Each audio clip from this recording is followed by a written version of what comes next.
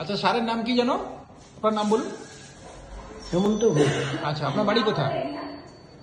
New town রাজার হ্যাঁ, village, ছোট চাঁদপুর গ্রাম। ওকে। আচ্ছা, আপনি কত বছর ধরে সুগারে ভুগছেন? 10 বছর। 10 বছর। আচ্ছা, অনেক ডাক্তার দেখিয়েছেন? হুম।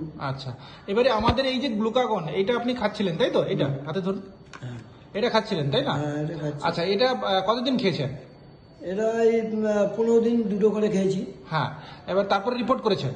তারপর রিপোর্ট করেছি, হ্যাঁ, তখন এই এই রিপোর্টটা 400 দেখান যে আগে আমার এরকম ছিল। আপনার আগে কত ছিল?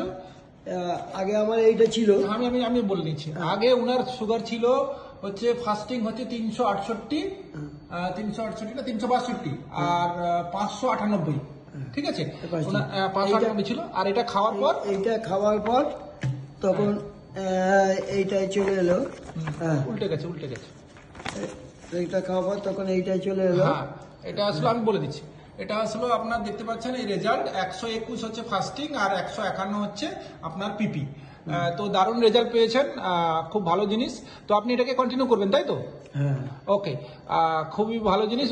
হ্যাঁ, এইটা খাওয়ার পর আবার রিপোর্ট করেছি, ওটা ওটা ওটা দেখাবেন তো?